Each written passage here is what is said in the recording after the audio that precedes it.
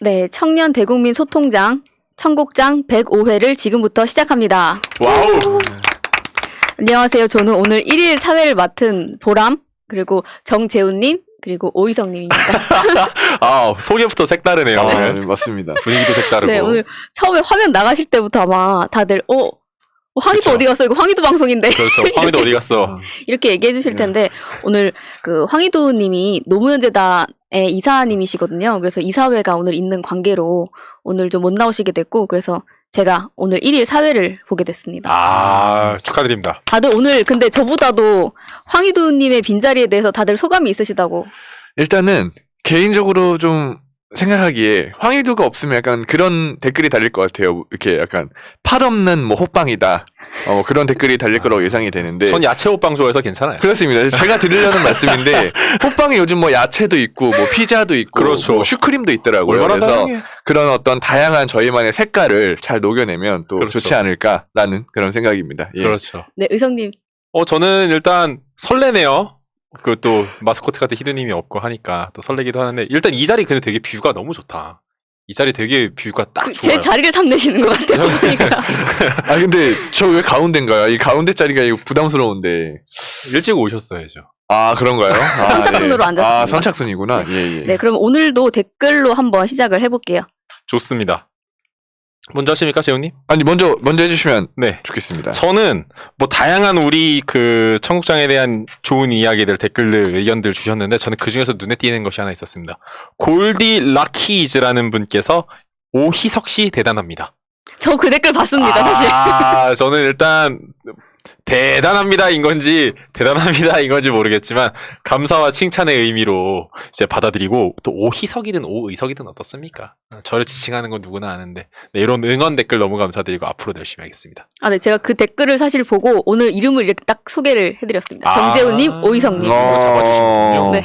역시 청국장의 주인은 중심 아니고 이제 주인은 아, 네, 아닙니다. 저는 황희도님 오시기를 기다리고 있습니다. 저 욕망 없습니다.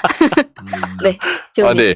저는 김영숙님이 남겨주신 댓글을 좀 읽고 싶은데 이렇게 달아주셨어요. 레벨 차이가 너무 많이 난다. 천재다 천재 이재명은 뭐 이런 댓글이 있었는데 제가 오늘 얘기할 주제랑 굉장히 비슷한 내용인 것 같아요. 그래서 좀 눈에 들어왔고 이따가 자세하게 제 순서 때 소개를 해드리도록 하겠습니다. 예. 네, 저도 하나 읽자면 저는 KKKK님께서 적어주신 댓글인데, 네이버 정복해서 길을 꺾어놔야 합니다라고 얘기를 해주셨어요. 네, 온라인상에서 이루어지는 되게 고지전이라고 해야 될까요? 그런 활동들이 많은데 여기에 대한 중요성을 좀 알고 얘기를 해주신 것 같아가지고 되게 감사하고, 여기에 대한 내용들도 저희가 앞으로 좀 이런 것들도 풀어가면 어떨까 하는 의미에서 네, 좋죠. 좋은 댓글 달아주셔서 감사합니다. 네, 너무 네. 좋습니다. 그러면 이제 본격적으로 시작하도록 하겠습니다. 네. 의성님. 박수 소리부터 다릅니다. 어, 네. 네, 저는 아마 많이 보셨을 것 같아요. 지난주에 SBS D 포럼이라고 해서 대선 후보 4분이 나오셔서 기후 에너지 청년 지역 관련된 이야기, 공약들을 뭐 거의 공약이라고 생각을 했는데, 기후 에너지 뭐 지역 청년에 대한 의견을 이제 이야기하는 시간이 있었어요. 다들 보셨나요? D 포럼? 저는 끝까지 챙겨보진 못했습니다. 근데 네. 중간중간 조금씩. 예. 중간중간에. 예. 이재명 후보님 것만 챙겨보셨나요? 맞습니다. 역시 대변인은 다른. 아닙니다. 그래서 다른 분들 거까지 챙겨보시면은 네. 대변인으로 할 말이 더 많아질 수도 있어요. 아, 예, 알겠습니다. 참고하겠습니다. 예, 예. 저도 내용 영상보다는 기사 위주로 좀 봤는데, 네. 좀 그냥 언뜻 보기에는 약간 예를 들면 뭐 탈원전이라는 단어가 있는데, 실질적으로 지금 정부에서 한다고 하는 탈원전도 저희가 원전을 안 쓰는 게 아니잖아요. 점점 줄여나간다는 차원의 그쵸. 탈원전이잖아요. 근데 네. 뭔가 원전 믹스라는 건 그냥 원전을 하겠다는 거지. 근데 이걸 뭔가 말장난을 너무 이런 식으로 하는 거 아닌가? 저는 뭔가 모호하다 이런 생각이 좀 많이 들었습니다. 그렇습니다. 보면 중간중간에 말장난들도 많고 뭔 소리 하는 건지도 모르겠는 이야기들도 좀 많았는데, 일단 뭐 디포럼에서 앞에서는 이제 전문가분들, 기후 뭐 청년 관련된 전문가분들이 나오시고, 그 다음에 대선 후보 4분이서 이야기를 하셨는데, 오늘 같은 경우는 마침 요 대선 후보 4분이 이야기하신 기후 에너지 공약 그 구글에 이렇게 정리가 돼서 표로 좀 올라와 있더라고요. 그래서 아마 팟캐스트로 보시는 분들께 조금 죄송스럽지만 이제 유튜브로 보시는 분들께서 한 번씩 보시면서 같이 이야기 이제 들어보시면 좋을 것 같아요. 맞습니다. 네, 일단 지금 이재명, 윤석열, 심상정 그리고 안철수 후보까지 네 분이 나와서 기후에너지 공약을 이야기를 하셨는데 먼저 이재명 후보부터 조금 살펴볼까 봐요. 그러면 이제 이재명 후보 같은 경우는 이 현재 기후위기 문제를 어떤 전 지구적 위기 그리고 당장의 현안, 이 미래 세대 이야기 아니란 거죠. 당장의 현안이고 어떤 성장의 기회다. 기회 속에 위기가 있고 위기 속에서 이제 기회가 있다. 그래서 성장의 기회라는 말씀을 하셨고 대표적인 정책으로 그 에너지 고속도로. 네. 그 예전에 박정희 때의 그 뭐 경부 고속도로, 또 DJ 정부 때의 정보화 고속도로, 그리고 에너지 고속도로 해서 새로운 시대에 맞는 어떤 전환으로서 에너지 전환을 펼치고 이제 고속도로가 뚫린 것처럼 에너지를 모두가 사고 팔 수 있고 우리 집에서 생산하고 재우님에게도 팔 수 있고 재우님이 다른 데 유통도 할 수 있고 하는 방식으로 고속도로를 뚫겠다라는 게 대표 정책으로 이제 말씀을 하셨어요.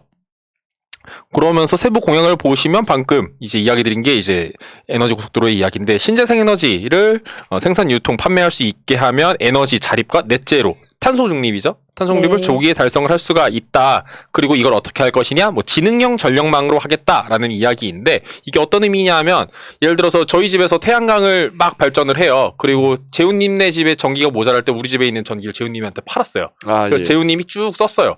근데 전기가 모자란 거예요. 한 저녁 한 9시쯤 되니까. 그럼 네. 그때는 전기를 어떡하나? 그때는 재생에너지로 발전한 태양광 에너지가 아닌 기존의 뭐 화석연료라든지 일단 기존에 있는 다른 데서 에너지를 채워오는 방식으로 에너지를 그 지능형 전력망을 통해서 지능적으로 쓰던 게 다 떨어졌으면 다른 데서 새로운 걸 받아서 쓸 수 있는 식으로 전력망을 확대하겠다. 이런 식으로 에너지 고속도로를 운영하겠다라는 이야기이고요. 또 농어촌 주민들이 발전 사업에 참여하고 햇빛연금, 뭐 바람연금 식으로 하겠다라는 말씀인데 뭐 이야기인즉슨 농어촌의 태양광, 뭐 풍력도 되겠지만 많이 깔고 그것에 대한 그 뭐죠? 투자도 이제 어떤 주민들로부터 좀 받아서 네. 그리고 발전을 했을 때 발전된 전기를 팔아서 얻은 수익을 주민들에게 배당하는 형식으로 해서 지역 주민들의 어떤 소득을 좀 보전하겠다라는 의미가 되겠고 또 네거티브 방식보다는 네거티브 방식으로 하겠다. 그러니까 뭐만 안 되고 웬만한 건 다 되게 하는 방식으로 네. 이제 재생에너지를 더 확장시키겠다라는 의미인 것 같은데, 그러니까 예전에 한 번씩 제가 말씀드리는 그 예 중에 하나가 그 태양광 설치 이격거리라고 해서 네. 뭐 어느 빌딩에서 몇 미터 안에는 안 되고 무슨 건물에서 몇 미터 안에는 태양광 설치가 안 되고 하는 식으로 이격거리가 존재하다 보니까 이격거리 안 되는 거 다 따지면 국토에 태양광을 깔 공간이 없는 거예요. 우리 국토가 그렇게 부족한 것이 아닌데. 근데 그게 필요에 의해서 다 그런 조건들이 만들어진 게 아닌가요, 처음에? 예전에는 그랬던 걸로 알고 있는데 지금은 전혀 의미 없는 법안이어서 이거 빨리 없애자는 이야기가 대세이고요. 그래서 어디에나 깔 수 있게. 그렇게 하면 더 이상 상가 까서 태양광 안 지어도 되는 거죠. 네. 그게 뭐 하는 짓이에요? 나무 밀어가지고 태양광 설치. 근데 왜 이걸 진작에 안 했을까요? 관심이 없었던 거죠. 아. 그래 아마 산업 논리가 있었을 것 같아요. 태양광이 많이 깔릴수록 누가 피해본다? 기존의 화석연료로 돈 버는 사람들이 피해본다. 이기 때문에 태양광에 대해서 시민들이 적극적으로 이제 나서지 않으면 아마 이런 규제는 잘 풀리지 않겠죠. 어떻게 생각하셨습니까? 그 이재명 후보의 이 기후에너지 공약을 보시면서. 저는 근데 약간 그런 게 좀 와닿았던 것 같아요. 그러니까 기후 위기를 단순히 대처하는 게 아니라 네. 이거를 그러니까 흡수를 해서 다시 그러니까 기회의 발판으로 삼는다. 이게 지금 핵심 아닌가요? 그러면서 그렇죠. 이게 이 그 에너지 고속도로라는 정책 자체에서 약간 경제 성장이나 균형 성장도 골고루 좀 이루어질 것 같다라는 그런 생각이 들었습니다. 그렇죠. 방금 말씀하신 부분이 역시 대변인님이라 정확하신데. 그 부분이 대변인이 그 부분이 이재명 후보가 계속 이제 강조하는 그 예. 전환 성장에 좀 포함이 되는 것 같아요. 기후위기에 전환 대응하기 성장. 위해서는 우리 사회가 다 변해야 되는데 그 중에 하나가 이제 에너지 분산화, 에너지를 네. 지금 같은 경우는 어디 뭐 거대 석탄화력 발전소, 거대 뭐 발전소에서 만들어서 특히 서울엔 그런 거 없잖아요. 수도권에는 없잖아요. 네, 충남 맞아요. 이런 데 많은데 그런 데서 많이 발전해서 서울이나 사람 많은 데로 이제 뿌리는 과정에서 발생하는 갈등들이 정말 많죠. 네. 몇 년 전만 해도 우리 밀양 송전탑 투쟁이 있었고 또 지금도 어떤 충남에는 그 화력발전소가 많다 보니까 당진이나 이런 데 사시는 분들 중에 화력발전소 근처에 사시는 분들은 지금도 암 발병률이나 평소에 미세먼지나 빨래도 바깥에 못 넣는 등 일상에서 너무나 큰 피해를 보고 있거든요. 부산 쪽에 고리원전도 저는 그냥 고리원전 말만 들었는데 그거에 대해서 실상을 얼마 전에 알게 됐는데 그게 후쿠시마 원전보다도 규모나 그게 뭔가 문제가 있었을 때 피해 면에서 몇 배에 훨씬 넘는 정도의 엄청 커다란 규모더라고요. 그게. 근데 그게 거기에서 나오는 전력의 대부분이 이제 수도권으로 오게 되는 그런 그쵸. 문제들이 있더라고요. 그쵸. 그러니까 원전 좋아하시는 분들은 항상 이야기하는 게 그렇게 좋으면 니네 집 앞에다 설치해라. 네. 소형 원자로 그렇게 좋으면 니네 집에 하세요. 이제 주 좀 핵심이 되는 비판이 되는데 저는 이재명 후보의 이런 공약에 좀 추가로 조금 더 좀 제안하고 싶은 건 여기 보면 그 농어촌 주민들이 발전 사업에 참여할 수 있게 하겠다라는 게 있는데 이런 걸 좀 청년들이랑 이으면 좋겠어요. 그러니까 예를 들어서 뭐 청년 기본소득 주고 이런 것들도 기본소득 한 달에 뭐 10만 원, 20만 원 주는 것도 뭐 의미가 있긴 하겠지만 그거를 태양광으로 주는 거죠. 그러면 그러면 태양광에 대한 지분을 이제 그러니까 태양광을 정부가 투자해서 지역에 태양광을 깔아요. 이것에 대한 지분을 나눠서 청년들에게 배당을 해요. 그리고 발전을 했을 때 생기는 수익을 청년들에게 지급을 해주는 거죠. 그럼 청년이 나는 기본소득 현금 받을게요 하면 누구는 현금 받고 누구는 태양광 받을게요 하면 태양광 받고 하면 뭐 생기는 수익도 조금 있을 거지만 무엇보다 이렇게 선택할 수 있게 하면 청년들이 서로 이야기를 할 거 아니에요. 야, 너 뭐 받을 거야? 너 뭐 받을 그러니까요. 거야? 되게 좋은 것 같아요. 저는. 그러면 태양광에 대해서 이야기를 하고 어떤 이익이 있을지에 대해서 이야기할 거 아니에요. 언제까지 전자파가 나온다 뭐 이런 얘기에 속진 않을 거 아니에요. 그러니까 청년들이 재생에너지에 눈을 뜰 수 있게 이렇게 청년들에 대한 배당을 가져가면 좋겠다 싶고 또 한 가지 약간 좀 우려스러운 게 성장을 계속 말씀을 많이 하시는데 어떻게 보면 이미 탈성장이라는 이론도 많이 나와 있기도 하고 성장보다는 지금 우리 사회가 불평등한 이유가 성장이 안 돼서보다도 분배가 안 돼서인 거잖아요. 그래서 분배라는 단어를 잘 사용하지 않으시긴 하던데 분배에도 조금 더 초점을 맞춘 어떤 정책이나 주장이 좀 더 있으면 좋겠다 싶은 발표였었습니다. 저는 개인적으로 원래 분배와 성장 두 개 다 같이 가야 되는 게 맞는데 네. 사실은 지금 와가지고는 성장이라는 거를 너무 강조하다 보니까 사회적 문제가 더 많이 생기고 여기에 대한 패러다임의 전환이 필요하다 이런 목소리들이 꽤 젊은 층 사이에서는 나오지만 결국에는 문재인 정부에서도 소득주도 성장이었잖아요. 성장을 버리지 못했다는 말이죠. 근데 그쵸. 저는 개인적으로 이재명 후보가 뭐 에너지 고속도로도 비롯해서 성장 얘기를 하는 게 오히려 민주당이 기존에 가지고 있던 아니면 민주 진보 진영에서 기존에 가지고 있던 그런 틀을 좀 깰 수 있는 왜냐면 인간의 욕망을 또 배제하고는 갈 수 없는데 자꾸 그런 문제들 때문에 뭐 민주당이 어떻게 보면은 뭐 내로남불 프레임에 계속 빠지게 되고 어떤 PC주의적인 걸로부터도 또 욕먹고 또 반대 욕망을 쫓는 분들에 의해서도 또 욕을 먹고 이런 분들이 좀 있는 것 같아서 부분들이 좀 있어 왔던 것 같아서 저는 오히려 확실하게 이런 부분들을 좀 인정하고 성장을 하면서 거기에 대한 분배가 어떻게 이루어지는지를 같이 고민할 수 있는 이거에 대한 강조도 저는 좀 나쁘지 않았다는 저는 개인적으로 생각이었습니다. 네. 재훈님 어떻게 생각하셨습니까? 저는 일단 이재명 후보님, 그러니까 뭐 저도 에너지 정책을 뭐 자세히는 모르지만 저는 이런 부분이 굉장히 좀 좋다고 생각해요. 그러니까 제가 아까 말씀드렸던 대로 이 그 환경 기후 문제를 가지고 진짜 다양한 어떤 비전을 제시를 한 거잖아요. 네. 뭐 경제나 균형 성장 이런 것들이. 그러니까 저는 굉장히 뭐 자세히는 모르지만 저는 굉장히 좀 그런 정책이지 않나라는 생각이 들고 저는 이제 그 오희석 대표님이 환경 분야에 계속 이렇게 목소리를 내주시니까 좀 궁금했던 게 있었는데 네. 아까 네 후보의 정책을 소개를 해주셨잖아요. 네, 오늘 이제 그렇죠. 이야기하겠죠? 근데 반대로 윤석열의 정책에 대한 어떤 문제점이나 그런 것들이 좀 있을까요? 생각하시기에. 윤석열 있죠. 윤석열 이야기하기 전에 심상정 후보 얘기 그럼 먼저 하고 바로 네. 넘어갈까봐요. 네. 일단 저는 이재명 후보의 공약에 심상정 후보 이 정의당의 공약이 같이 가면 되게 좋겠어요. 왜냐하면 앞에서 말씀드린 어떤 분배의 관점, 정의의 관점이 심상정 후보의 공약에 들어가 있는데 바로 정의로운 전환이라는 거죠. 네, 보시면 이제 세부 공약에 아마 정의로운 전환이라고 정의로운 녹색 전환이라고 있는데 이 기후 위기 그리고 불평등을 함께 해결하는 거죠. 예를 들어서 지금처럼 이제 거대 발전소에 의존하는 에너지 공급의 형태가 이제 태양광도 똑같이 될 경우에, 그러니까 예를 들어서 거대 염전을 국가에서 사들여서 여기에다가 태양광을 쫙 깔 경우에 탄소 중립이나 어떤 기후위기 대응에는 일조할 수는 있겠죠. 그런데 그 이익은 또 거대 자본이 가져갈 가능성이 높거든요. 네. 그러면 우리 사회의 불평등은 또 그대로 가는 거예요. 기후위기만 대응하는 거고. 아. 그런데 정의로운 녹색 전환이라고 하면 앞에서 말씀드렸던 이런 에너지 분산화와 더불어서 기후위기 대응으로 인해서 일자리를 잃을 수 있는 사람들, 예를 들어서 석탄화력 발전소 노동자들, 석탄화력 발전소 없애라. 그런데 석탄화력 발전소 없앨 수 있죠. 근데 그곳에 있어 일하는 노동자들은 챙겨야죠.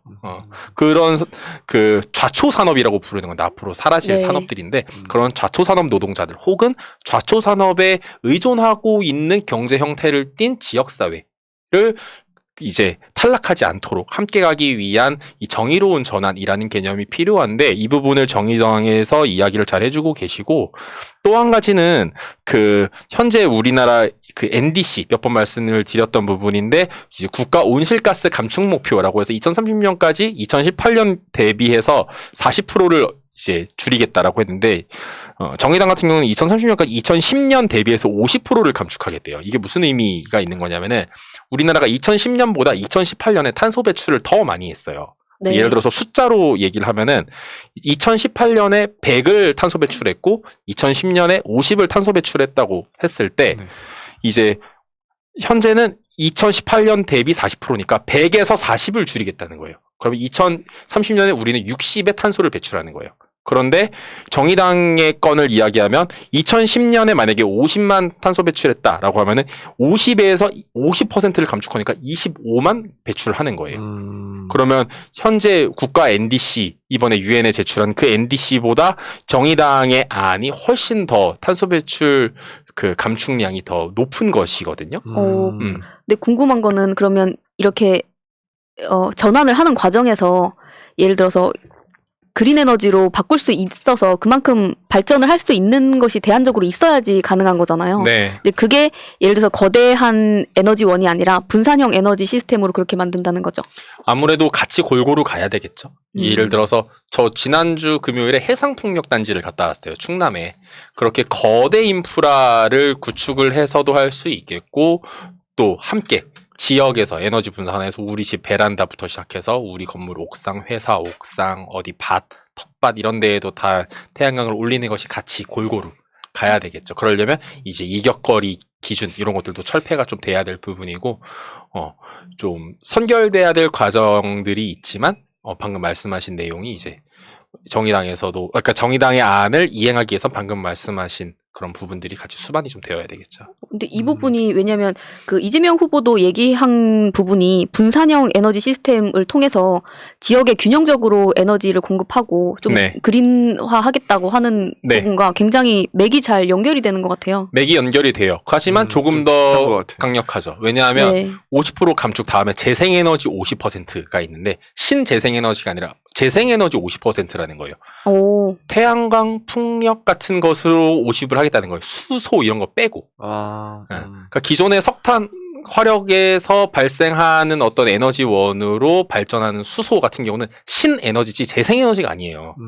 그렇기 때문에 신을 빼고 왜냐면 신도 탄소 배출이 있기 때문이거든요. 그 신을 빼고 재생에너지를 반 50% 활용하겠다라는 조금 더 구체적인 안이라고 볼 수가 있겠죠. 그래서 네. 요 정의당의 안이 좀 같이 가야 될 것 같아요. 그리고 윤석열, 안철수 두 분은 그냥 묶어도 될 것 같아요. 같은 사람이 같은 이야기 하는 것 같아서 일단 그 윤석열 후보 같은 경우는 현 정부의 탄소중립 정책은 소요 비용과 부담 주체도 없고 산업 구조와 국민 의견 수렴도 없었다. 그래서 탈원전 포퓰리즘을 폐기하겠다. 이게 무슨 말인지 하나도 모르겠는데 그냥 탈원전 하기 싫어 이거 같아요. 그래서 네. 자꾸 포퓰리즘으로 모는데 그러면서 이분이 이야기한 건 안전하고 스마트한 미래형 원전을 개발하겠대요. 이 중에 하나도 맞는 말이 없어요. 안전한 원전도 없고 스마트한 원전도 없고 미래형 진짜? 원전도 없어요. 그냥 원전 하고 싶다를 앞에 수식어 미사여구만 넣어서 자꾸 의견만 피력을 하시는 것 같아요. 그러면서 또 이런 얘기를 해요. 바람, 태양 등 청정 에너지 중요성을 깊이 인식한대요. 도대체 무슨 말을 하고 싶은 건지 잘 모르겠는데 그냥 하기 싫으면 하기 싫다고 말씀하시면 근데 더 저는 오히려 깔끔할 것 같아요. 이게 그 인터넷에 도는 그 짤이 있어요. 뭐냐면 이게 좀 뭐 그렇게 들리실 수도 있는데 윤석열 사진 밑에 진짜 모르는 놈, 안철수 사진 밑에 알 수도 있고 모를 수도 있는 놈 이렇게 그만큼 그 사람이 진짜 대놓고 모르거나 아니면 말을 계속 바꾸거나 혼란스럽게 하는 거를 좀 우스갯소리로 짤을 만든 건데 저는 이 정도면 윤석열이 원전하기 싫다고 대놓고 아주 얘기를 한 거라고 생각하거든요. 네. 오히려 안철수는 원전하고 싶다고. 네, 원전하고 싶다고. 근데 안철수는 여기다가 원전 믹스라는 말을 썼어요. 그쵸.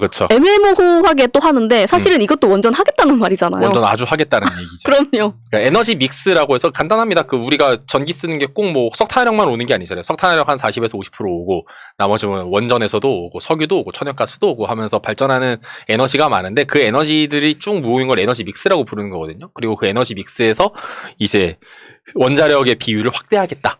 그러니까 원자력 하겠다는 얘기죠. 네. 계속 하겠다는 얘기고 또 그런 얘기도 하더라고요. 그 책임 있는 지도자는 에너지 정책의 정치적 고려를 앞세워서는 안 된다. 이념과 과학을 국정의 중심으로 고려하겠다라고 하는데 이게 무슨 말인지 모르겠네. 근데 원전이 안전하지 않고 아니 미래 에너지가 아니란 게 과학으로 이미 입증된 거 아닌가? 그러니까 벌써 근데 차이가 그러니까 보이는 것 같아요. 그러니까 이게 기후 변화에 적극 대처. 그러니까 대처만 하겠다. 네. 그런데 이 제시한 것들도 지금 하나도 맞는 게 없다라고 말씀해 주시는 그쵸. 거잖아요. 네. 이거 윤석열 후보가 쓴 게 맞나라는 생각이 들어요. 또 주위에서 또 이렇게 뭐 짜줬을 수도 있으니까 야, 이렇게 얘기하라고. 근데 아무튼 전혀 공감이 안 되네요. 뭐 청년으로서. 예. 네. 이거 뭐 원자력 쓰면 탄소 중립에는 기여할 수 있죠. 원자력 발전에서 탄소 배출은 없으니까 대신에 지속 가능한 발전이 아니죠. 너무 안전하지 못하고 너무 무섭잖아요. 그렇게 좋으면은 자기 집 앞에다 하라고가 저의 이제 의견이에요. 그리고 또 안철수 후보도 또 그런 이야기를 해요. 아까 그 모르는 놈과 아는 듯 모르는 놈이라고 하셨는데 정말 조금 어느 정도 와닿는 비유인 것 같아요. 이제 안철수 후보는 원자력이 없어서는 안 됩니다. 원자력이 있어야 됩니다.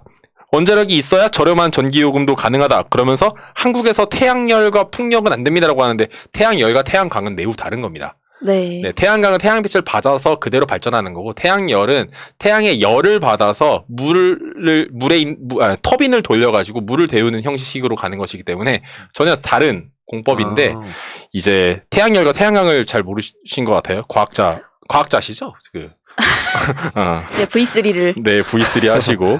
그리고 뭐, 재생에너지는 발전 단가도 비싸다, 이 말 하시는데, 태양광이 석탄화력 발전, 원자력 발전보다 발전 단가 싸신 지 몇 년 됐고요. 그리고 원전 같은 경우는 되게 저렴한 에너지라고 알고 있긴 하지만, 발전 단가만 싼 거고, 폐기물 관리비, 이런 것들 포함하면 원자력이 제일 비싸요. 네. 네, 발전 단가로 이 재생에너지를 무시하는 거는 이미 좀 지나간 프레임인데 한 5년 전 프레임을 지금 또 갖고 오셔가지고 역시 안철수보다 싶었고 뭐 소형 원자료도 하고 싶다, 뭐 원전 기술도 뭐 수출하겠다 이런 말씀 하셨는데 일단 원자력 같은 경우가 계속 앞에서도 말씀드린 것처럼 에너지 분사나 이런 거에 전혀 도움이 안 되기 때문에 보니까 안철수 후보가 밀양 출신이더라고요.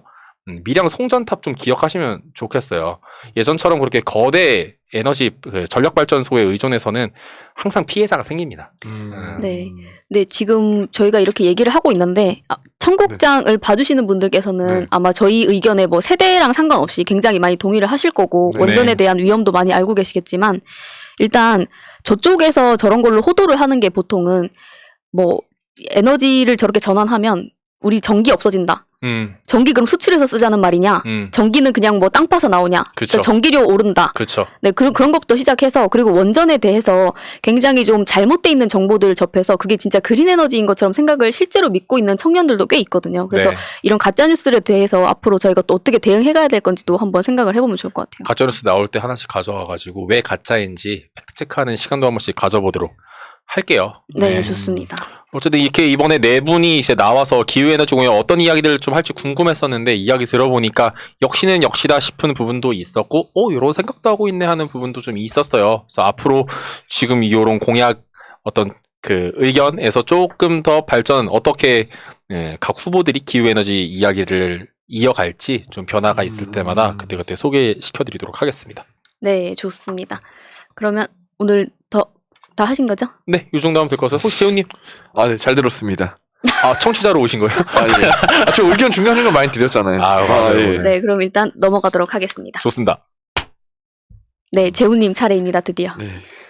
근데 여기 가운데 앉아서 그 이렇게 얘기를 하려니까 이제 옛날에 그 게스트로 나왔던 때가 생각나네요. 77회였거든요. 또 기억이 나는데 예, 오랜만에 그 느낌으로 다시 돌아가서 네. 오늘 일단 제가 얘기할 주제 제목을 좀 짧게 말씀드리면 윤석열이 일주일 만에 지지율을 깎아먹는 방법 요게 좀 될 것 같아요. 그래서 제가 최근에 그 윤석열이 커뮤니티에 언급돼 있는 것들도 굉장히 많았고 제가 개인적으로 또 일주일간 그 다수 커뮤니티 반응을 계속 살펴봤었어요. 그래서 그 일주일간 한 4차례에 걸쳐서 좀 변화가 있었던 것 같아서 그거에 대해서 좀 짧게 말씀을 드려보도록 하겠습니다. 일단은 첫 번째로 도이치모터스 관련인데요. 이 도이치모터스 주가 조작 의혹 관련해서 이제 뭐 권오수 포함 관련자들이 다 이제 구속이 됐고 그 뭐 소환되고 이런 과정에서 김건희는 왜 없나? 그리고 왜 김건희가 공식적으로 모습을 드러내지 않나? 이런 내용들에 이제 뭐 추가적으로 국힘의 권영세가 또 주가 조작 의혹 수사를 뭐 대선 이후로 미루자 뭐 이런 내용들과 겹쳐서 엄청난 뜨거운 반응들이 있었어요. 그러니까 특정 커뮤니티 말고 여러 커뮤니티들에서 그래서 네. 일단 첫 번째로 이 도이치모터스 김건희 관련해서 많은 비판들이 이뤄졌고 여기서 이제 윤석열이 또 도이치 관련 계좌 추가 공개를 거부하는 사건 때문에 커뮤니티에서 엄청난 난리가 났었습니다. 저런 사람이 무슨 후보냐라는 식으로 있었고 거기서 일단 지지율이 또 많이 왔다 갔다 한 것 같아요. 그리고 두 번째는 이제 이재명 후보가 DC 인사이드 이재명 갤러리에 직접 등판해서 글을 네. 남겼었죠. 그때 조회수가 지금 보니까 10만이 넘었더라고요. 그러니까 커뮤니티 조회수가 10만이면 사실 엄청난 거거든요. 그러네요. 그러면서 유행어처럼 또 생긴 말이 있습니다. 이거 보고 이재명 찍겠다.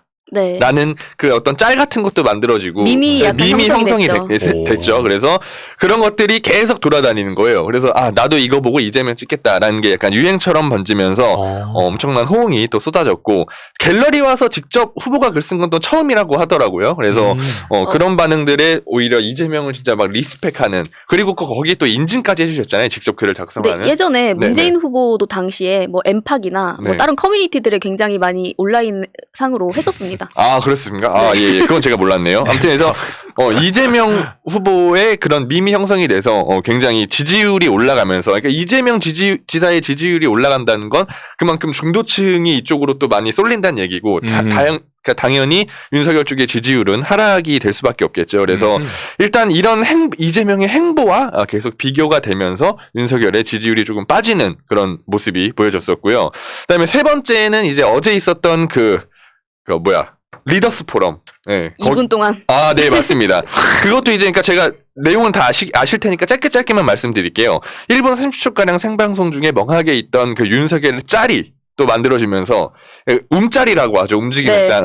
두리번 움직이는 짤이 이제 그 커뮤니티에 또 급속도로 퍼지면서 조롱과 함께 국격이 바닥에 떨어졌다. 그리고 좀 전에 제가 말씀드린 이거 보고 이재명 찍기로 했다라는 그 밈이 여기에 이제 또 쓰이기 시작하는 거예요. 윤석열, 네, 말씀하세요. 맞습니다. 거기에 맞춰서 요즘에 또 같이 떠오르는 게 뭐냐면 박근혜가 예전에 오바마한테 굉장히 굴욕을 당한 장면이 있잖아요. 네네네. 여기 계신 가엾은 대통령님께서 질문을 기억하지 못하시나 봅니다라고 굉장히 이 국격이랑 국격은 다 마이너스까지 쳐던 그런 그게 다시 소환이 오바마도 되더라고요. 좀 그래.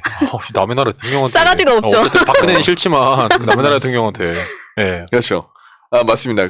잘 말씀해 주셨는데 아무튼 그렇게 이제 이거 보고 이재명 찍기로 했다가 이제 윤석열의 그 포럼에 그대로 쓰이면서 이제 또 많은 지지율이 또 윤석열 쪽에서 하락하는 그런 모습이 있었고 근데 이건 좀 특이한 게 뭐냐면 이게 굉장히 어제 이슈였잖아요 사실은. 근데 제가 그 네이버라는 포털 사이트에 모니터링을 계속했거든요. 네. 근데 댓글 많은 그 기사에는 항상 1위로 올라가 있어요. 그 윤석열 1분 30초가량 침묵. 그런데 문제는 그 네이버에 접속하기만 하면 메인 그 포털 그 공간이 있잖아요. 거기에는 또 이런 것들이 보도가 안 되더라고요. 안 올라와 있어요?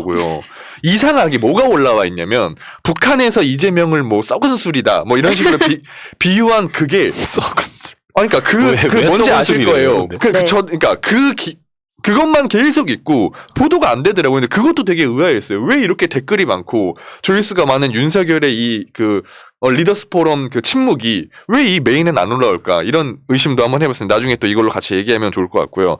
어쨌든 그리고 네 번째 오늘 있었던 일인데 네. 그 전두환 사망 소식 오늘 있었죠. 오늘이죠. 네. 네, 근데 여기에 그 윤석열이 했던 눈치 보면서 이거 가야 되지 않겠나라는 식으로 했다가 2시간 만에 뭐 안 간다고 바꿨죠. 왜 안 가요? 저 정치적 멘토 아니에요? 그러니까 이런 걸 보고서 이 중도층도 계속 혼선이 오는 것 같더라고요. 그러니까 줏대 없다. 어떻게 자기가 했던 이런 게 지금 계속 반복이 되는 거잖아요. 그러니까 이거를 가만히 보던 이 중도층들도 점점 이거 윤석열은 진짜 아닌 것 같다라는 반응들이 윤석열을 지지하는 커뮤니티 들어가 보면 댓글이 있잖아요. 거기서 계속 지금 싸우고 있는 거예요. 이건 윤석열은 못 지켰다라는 반응들이. 그래서 오늘 제가 정리한 건 이 4가지 일주일 만에 4가지 이 큰 사건들로 점점 그 윤석열의 지지율이 빠지고 있다라는 그런 일단 말씀을 드렸습니다. 혹시 이거에 대해서 어떻게 좀 생각하시는지 한 분씩 말씀해 주시면 좋을 것 같아요. 윤석열은 근데 뭐 이렇게 매주 뭐가 계속 터지는데 왜 자꾸 지지율이 높은 거야? 진짜 이해가 안 가네. 그러니까 네.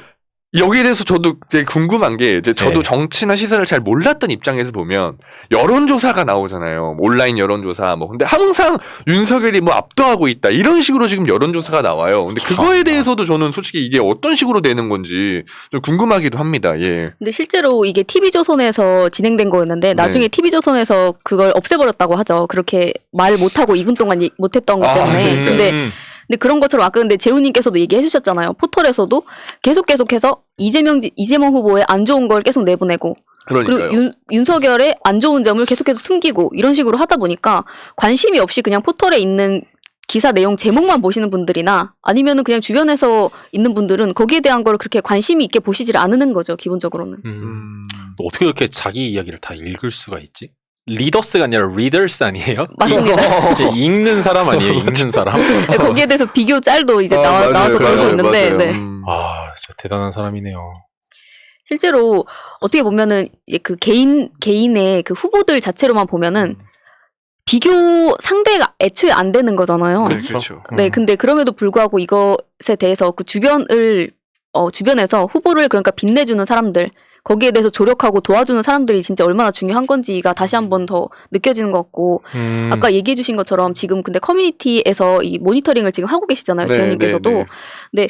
지금 예를 들어서 김건희에 대해서 계속 창피하다 뭐 이런 얘기들이 또 있는 반면에 맞습니다. 얼마 전에 뭐 박주민 의원 같은 경우에도 도이치모터스에 대해서 밝혀라 계좌에 대해서 밝혀라라고 얘기를 했고 고민정 의원도 김건희에 대해서 언급을 했어요.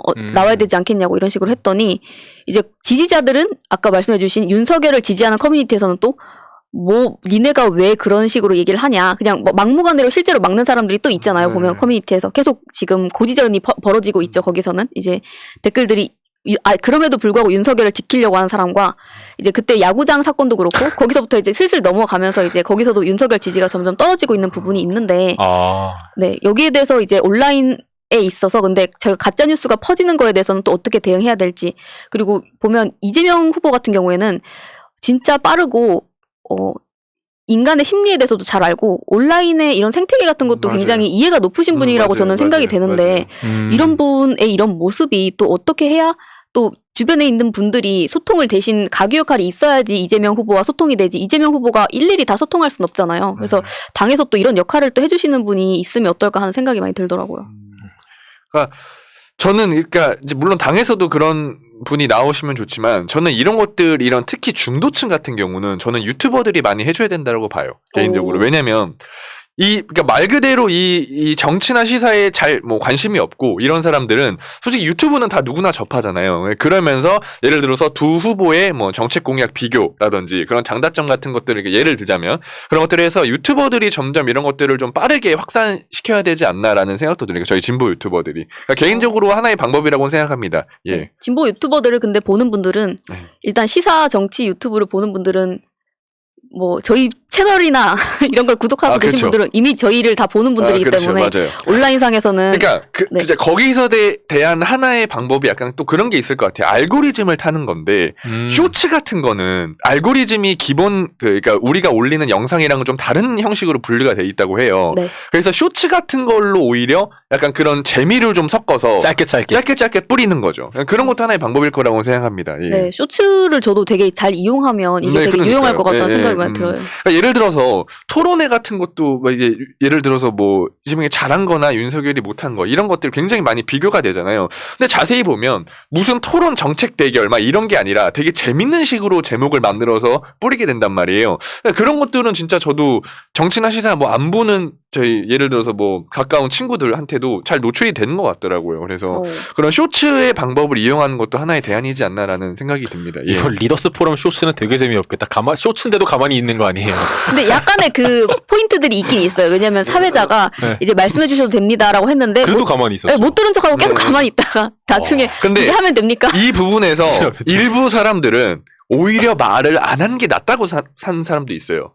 왜냐면 무슨 느낌인지 알죠? 괜히 거기서 대본 준비 안 된 상태에서 프롬프터 준비 안 된 상태에서 괜히 1분 30초 동안 얘기를 했다가 오히려 더 망신을 당하거나 더 무슨 안 좋은 방향에 올라가. 그래서 윤석열 지지자들이나 이런 사람들은 오히려 그냥 아니 가만히 있는 게 낫다. 왜냐면 핑계라도 될 수 있잖아요. 프롬프터 왜 준비 안 됐냐. 근데 거기서 만약에 자기 있던 생각을 그대로 한 1분 30초 동안 얘기했으면 아마 뭐 더 큰 변화가 있었을 수도 있지 않나라는 뭐 그런 의견들도 있더라고요. 예. 좀 준비된 후보였으면 오히려 그게 기회였을 수도 있겠다 싶기도 해요. 그죠? 이재명 후보에게는 기회였죠. 그렇죠. 아예 그게 보이지 않는 상황에서 얘기를 본인 생각을 진짜 얘기하신 거니까. 그러니까 그게 항상 고민을 하기 때문에 저는 술술술 나온다고 생각을 하거든요. 그러니까 어제 그냥 그 리더스 포럼을 한마디로 보면 그냥 준비된 사람과 안 된 사람 딱 그것만 보이더라고요. 네. 저는, 근데 네. 여기에 있어서 아마 보시는 분들도 다 공감하실 만한 게 아까 뭐 에너지 정책에 대해서도 네. 그렇지만 후보 개인을 놓고 보면 사실은 진짜 비교 불가한데 왜 저쪽을 찍느냐.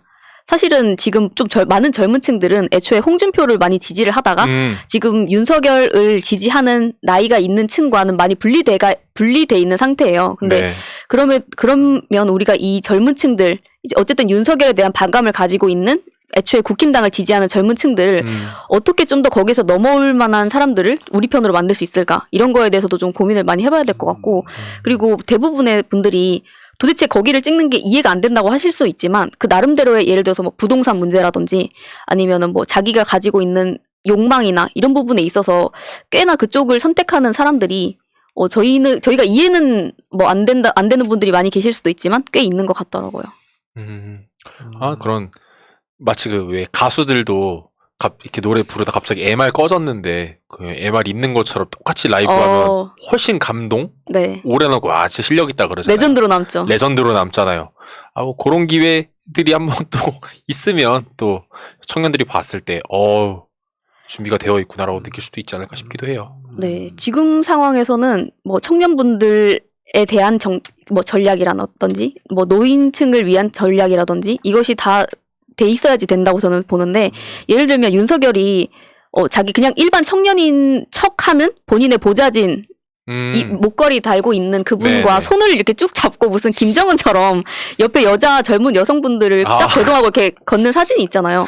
이런 사진들 같은 경우에는 특히 젊은 여성층들에게 뭐 남성층들도 근데 마찬가지였던 것 같아요. 그 사진을 보고 너무나 많이 반감을 일으켰는데 네. 이런 포인트들도 좀 여기에서 많이 활용할 필요가 있지 않나 저는 많이 생각이 들더라고요. 진정성 있게 하면 좋겠어요. 그렇게 척 좀 하지 말고 그 야구장 가는 것처럼 그렇게 척 해가지고 표 받아 먹을 생각하지 말고 진정성 있게 하면 좋겠어요. 몇 달 안 남긴 했지만 그 안에 그런 진정성이 드러날 기회는 계속해서 있을 것 같긴 해요. 네. 진정성 있게 하는 후보가 이기지 않을까 싶은 생각이 들어요. 네, 언제를 골든 크로스로 보고 계시나요? 어떻게 생각하시나요, 대변인. 저는 글쎄요. 저도 정확히 저도 뭐라 말씀 못 드리는데 저는 솔직히 12월이라고 봐요. 그러니까 12월에 그러니까 지금 이 흐름대로 가면 솔직히 12월에는 이 격차가 충분히 드러날 거고 이거를 그러니까 계속 유지를 하는 게 중요하다고 봐요. 그러니까 그래서 오늘 주제를 좀 같이 마무리하는 측면에서 말씀을 드리면 핵심은 좀 경계층, 그러니까 중도층인 것 같다라는 게 오늘의 제 핵심이고요. 그러니까 예를 들어서 이런 거죠. 민주당은 싫어하는데 이재명 후보는 좋아. 또 반대로 윤석열은 싫은데 국민의힘은 좋아. 이런 사람들이 계속 내적 고민을 하고 있을 거란 말이죠. 이런 분들을 저는 어떻게 잘 공략하느냐가 좀 약간 핵심이 될 것 같아요. 그리고 그러니까 이제 그러니까 아까 제가 이제 계속 4차례를 걸쳐 윤석열의 지지율이 빠진다라고 말씀을 드렸는데, 그러니까 어디를 명확하게 지지하지 않는 사람들이 계속 이런 윤석열의 어떤 행보나 이런 뭐 발언, 이런 행동들을 보고 많은 고민들을 하고 있는 게 느껴져요. 커뮤니티를 들어가 보면 옛날에는 윤석열을 가지고 쉴드 치는 사람, 뭐 아닌 사람이 있었다라고 하면 이 안에서도 계속 자기 의견을 가지고 세부적으로 그러니까 싸운다기보다 대립하고 있더라고요. 그래서 점점 이런 표들이 이재명 쪽으로 그래도 돌아서고 있다라는 반응을 느낄 수 있었고, 실제로 지난 주말 지지도 조사가 이제 윤석열은 5.6%가량 떨어지고 이재명 후보는 7.1%가량 올랐다고 해요. 실제로 지금 계속 나타나고 있는 거죠. 그리고 박근혜라고 아까 비교가 됐었잖아요. 그러니까 여자 뭐 윤근혜 뭐 이런 그 어떤 별명 같은 것들이 커뮤니티상에도 돌고 있는데, 네. 실제로 박근혜한테 많은 분들이 저런 나쁜 놈한테 나라를 휘둘렸다라고 분노를 한 게 아니라 저런 멍청한 사람한테 나라를 휘둘렸다. 네. 이거에 많은 분노를 하시고 있던 것 같아요. 그런데 지금 윤 후보가 딱 지금 뭐 그렇지 않습니까? 그래서 기본적으로 이제 얼마나 어떤 생각이 없는지 또는 자신의 소신이 없는지 국정에 대한, 그치. 그리고 얼마나 기본적인 준비가 안 됐는지, 이런 게 전체적으로 대표적으로 드러나는 게 저는 어제 리더스 포럼이다 이렇게 생각을 하고, 저는 오늘 주제를 마무리하도록 하겠습니다. 그러니까 핵심은 그거예요. 이런 게 12월에는 정말 이 변화가 분명하게 드러날 것이다. 그리고 그런 움직임들이 온라인상이 진짜 기본 그런 여론인 거잖아요. 그런 데서도 많이 나타나고 있다. 이런 말씀을 드리고 싶습니다. 네, 감사합니다. 네, 감사합니다. 그럼 다음으로 넘어가도록 하겠습니다. 다음은 제가 준비해 온 주제인데요. 셀프로. 네, 셀프로. 근데 혹시 제가 문화예술과 관련해서 이거 정치랑 요즘에 엮어서 말씀을 드리고 있는데, 네. 두 분께서는 혹시 미술 작품을 보고 뭐 눈물을 흘린다던가 이런 감동을 받아서 뭔가 반응이 있다던가 이런 적이 있으세요? 저는 좀 스토리가 있으면 그런 편이에요. 뭐 5.18이라든지 뭐 세월호라든지 그런 것들은 보면 사실 마음에 있는 응어리를 건드리기 때문에 눈물이 재훈님은 나죠. 좀 어떠세요? 저는 그 옛날에 중학교 때 진짜 미술관 한번 가보고 싶다라는 생각이 있었어요. 가서 그런 작품들 좀 구경하고. 근데 그게 중학생 때였는데 아직 못 가봤습니다. 그래서 미술관을요? 네, 예. 그러니까 그만큼 좀 기회도 없었고, 좀 가요. 제 스스로가 좀 관심이 없지 내일이라도 않았나. 가세요. 그러니까 관심이 없지 않았나라는 생각이 들기는 하는데, 네, 어쨌든. 예, 좀 미국 내셔널 갤러리에서 네. 설문조사를 하나 실시를 했어요. 근데 여기에 보면은 당신이 미술 작품을 보고 눈물을 흘린 적이 있는가라는 질문에 60%가 그렇다고 대답을 했대요. 60%가요? 네, 근데 또 제 생각에는 근데 고관여층이기 때문에 60%가 나오지 않았을까 하는 그럴 수도 생각도 있습니다. 근데 뭐 아무튼 근데 이 중에서 이 응답한 60% 중에서 70% 이상이 이 사람의 작품을 보고 눈물을 흘렸다고 하는데, 화면 좀 잠깐 띄워주시면 이게 마크 로스코라고 해서 굉장히 유명한 작가예요. 많은 분들이 또 아실지도 모르겠는데 이 작품을 보고 눈물을 흘렸다고 하는 사람이 그 70%가 이상이라고 합니다. 근데 이분 같은 경우에는 추상화의 거장으로 불리긴 하는데 본인은 추상화가 아니다. 색이나 형태 같은 것에는 관심이 없고 비극이나 운명, 인간의 본연의 감정을 표현하는 데만 관심이 있다라고 얘기를 한 작가예요. 그리고 본인이 내 그림 앞에서 우는 사람은 내가 그것을 그릴 때 느낀 똑같은 종교적 경험을 하는 것이다라고 얘기를 했는데, 실제로 이렇게 뭐 작품 앞에서 압도돼서 눈물을 흘리거나 경외심을 느끼거나 아니면 뭐 좀 특정한 뭐 거의 경기 정도의 반응을 일으키는 사람들도 있고, 근데 그런 반응을 이제 스탕달 신드롬이라고 하는데, 여기에 대해서 또 다음에 얘기해보면 좋을 것 같고요. 근데 요는 어떤 거냐면 아까 의성님이 딱 얘기해 주신 것처럼 내가 이 작품을 봤을 때 작품 자체에서 느끼는, 예를 들어서 눈물을 흘리게 하는 작품은 따로 존재하지가 않잖아요. 똑같은 작품을 보고 나서도 어떤 사람은 각자의 다른 경험이나 아니면 내가 어떤 부분에 있어서 포인트들이 다 다르단 말이죠. 그죠. 어떤 사람은 이 작품을 보고 아무런 감정도 없는데 어떤 사람은 똑같은 작품을 보고 울기도 하고, 그쵸. 또는 똑같은 작품을 보고 똑같이 울면서도 서로 다른 생각을 가지고 우는 거예요. 근데 저는 이게 되게 좀 인간이 원래 그런 동물이다라고 생각이 들고, 그렇기 때문에 정치에 있어서도 이렇게 세분화해서 접근을 해야 된다는 생각이 들거든요. 근데 여기서 말씀드리고 싶은 거는, 예를 들어서 많은 분들이, 특히 이쪽 진영에 계신 분들이 좀 우리의 정서와 맞지 않는 사람들을 그냥 일베야라고 하고 묻어두고 욕을 하게 된 지가 꽤 된 것 같아요, 저는. 그쵸. 근데 예를 들어서 지금 일베 사이트만 머물러 있지 않고 이미 다른 사이트로 굉장히 많이 퍼져나가서 10대 아이들도 거기에 논리에 굉장히 많이 젖어들어 있어요. 이런 상황에서 근데 모든 그 젊은 층을 다 일베야라고 모을 수는 없단 말이죠. 왜냐면 일베 사이트가 일베인 건데 일베 사이트가 아니라도 그냥 그런 비슷한 생각을 하는 사람들을 전부 다 일베야 이렇게 하기 때문에 여기에 낙인 찍어서 그들에 대해서 신경을 쓰지 않아 버리니까 오히려 모르고 거기에 젖어들었던 사람이라든지 재미있어서라든지 굉장히 다양한 이유가 있고 그런데 거기에 대해서 관심을 가지게 되지 않음으로써 그냥 우리들은 그들을 방치하게 되는 거죠. 벽이 쌓이게 되는 거고 그래서 거기서는 뭐 약간 조롱 섞인 어투로 만물 일배설이다. 그냥 뭐만 하면 일배라고 하니까 네. 그런 식의 얘기들이 돌고 있거든요. 근데 가만히 생각을 해보면 예를 들어서 우리가 세월호 단식 때 옆에서 폭식투쟁을 하던 일베들이 있었지 않습니까? 네. 근데 우리는 봤을 때 세월호 사건에는 굉장히 분노와 슬픔을 느끼고 안타까움을 느끼고 그런 일베들을 보면 진짜 혐오스럽잖아요. 저는 개인적으로 그렇게 뭔가 반감이 들긴 하는데 근데 그들이 정말 사이코패스고 감정이 없어서 그런 건 또 아니더라고요. 저도 그들을 계속해서 모니터링, 뭐 일베를 모니터링하진 않지만 일베의 사건, 일베의 정서들이 젖어든 온라인 정서라든지 이런 걸 쭉 파악을 해보면 예를 들면 그들이 연민을 느끼는 포인트가 따로 있는 거예요. 아까 감정을 느끼는 포인트가 다 다르다고 똑같은 작품을 보고도 다르다고 말씀을 드린 것처럼 예를 들면 그들이 느끼는 포인트가 예를 들면 천안함이라든지 아하. 이런 특정한 포인트들이 있는 거예요. 그러다 보니까 뭐 민주진영에서 예를 들어서 굉장한 뭐 인물로 얘기가 되는 분들 이런 분들에 대해서는 그 사람들은 일단 기본적으로 싫으니까 그 사람들에게 감정이입이 되지는 않고 네. 예를 들면 홍준표가 이번에 경선에 떨어지면서 그 결과를 듣고 어깨가 축 처지는 장면이 있는데 그네들은 그 장면을 보고 눈물 난다 이렇게 얘기를 하는 거거든요. 그래서 이런 거를 봤을 때 우리가 저들을 좀 더 그냥 무조건 저것들은 그냥 사이코패스 같은 것들이고 냉혈 아니고 이런 게 아니라 그들도 다 그 포인트가 다른 것일 뿐인데 좀 더 이해를 해가면서 이해의 폭을 좀 더 넓힐 수 있지 않을까 하는 생각이 좀 많이 들더라고요. 근데 저는 이게 좀 정치에 있어서도 되게 좀 비슷하고 어떻게 보면은 환경운동을 할 때도 저번에 의성님께서 얘기해 주신 것처럼 우리는 내가 좀 더 착해라는 걸로 경쟁을 서로 한다고 얘기해 주셨잖아요. 그런 것처럼 이런 부분이 예를 들면 정치에 있어서도 내가 좀 더 어때 이런 식으로 계속 경쟁을 하게 되는 부분이 좀 있는 것 같아서 좀 어떻게 보면은 환경적인 측면에 있어서도 예를 들면 이 플라스틱 한번 쓸 수도 있는데 예를 들면 플라스틱 쓰레기야! 이라고 하면 오히려 반감이 더 생기는 것처럼 뭔가 좀 더 같이 절충할 수 있는 방법을 좀 더 찾는 게 어떨까 하는 생각이 좀 들더라고요. 혹시 재훈님께서는 그런 경험이나 어떤 생각이 있으세요? 근데 저는 놀란 게 네. 약간 이 달타령님이 이런 능력이 진짜 좋으신 것 같아요. 미술에서 정치로 와서 이게 온라인 정서까지. 그러니까 이 연결이 굉장히 그러니까 굉장한 통찰이죠. 네, 그러니까 흐름을 진짜 잘 엮어 오시는 게 저는 정말 이건 대단하다고 생각을 하고. 근데 저도 느낀 거는 약간 그런 것 같아요.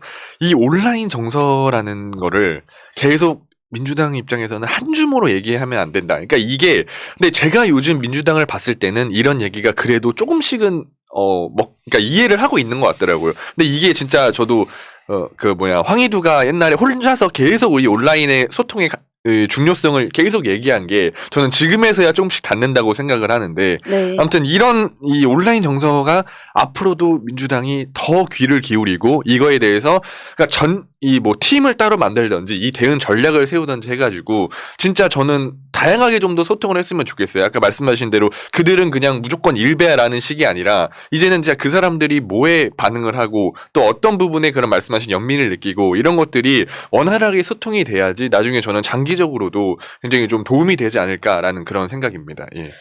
네, 지금 보면 뭐 젊은 세대뿐만이 아니라 이제는 시대 자체가 뭐 지금은 TV 봤을 때 어떤 드라마가 유행해서 50% 시청률 나오는 이런 시대가 아니잖아요. 네, 맞습니다. 비슷한 시대를 살고 있지만 다 각자 다양성을 기반으로 해서 살아가고 있는데 우리는 거기에 대해서 너무 세분화되게 생각을 하지 않았다고 저는 생각을 해요. 예를 들면 민주당에서도 정치 무관심층과 무당층은 또 다른 거거든요. 맞아요.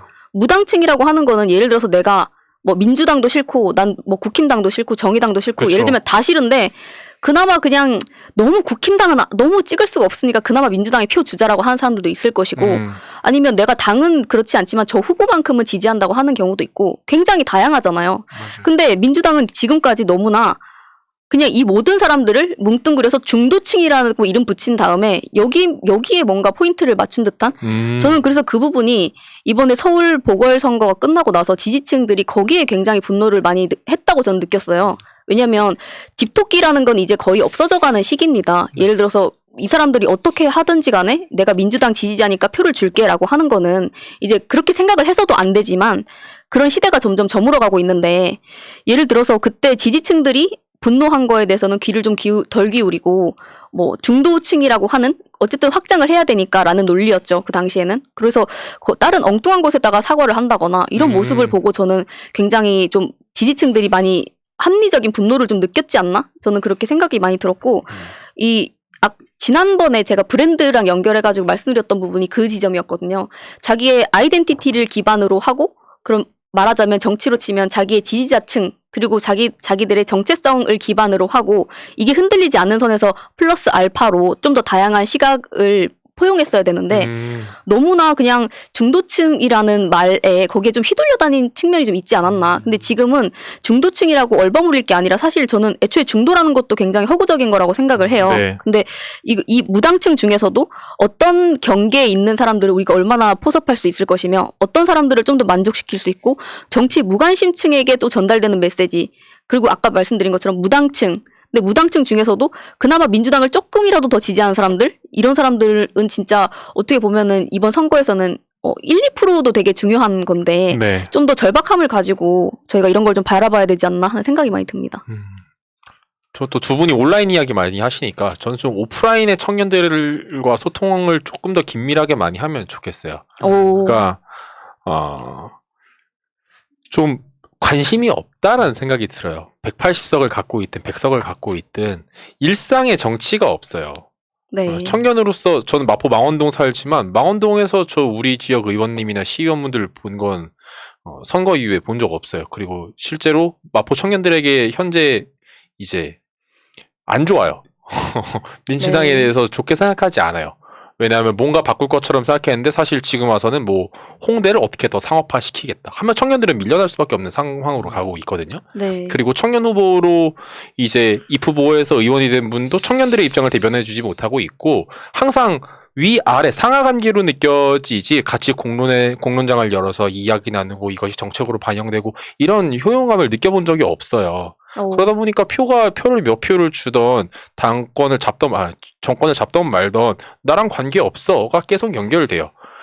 그러니까 지금 그러다 보니까 아무래도 뭐 무관심보다는 무당층으로 갈 수밖에 없는 것 같고 최소한 180석 지지해줘봐야 달라지는 거 없는 건 똑같네 라는 거는 계속해서 네. 느껴지다 보니까 뭐 표 주기 싫은 거죠.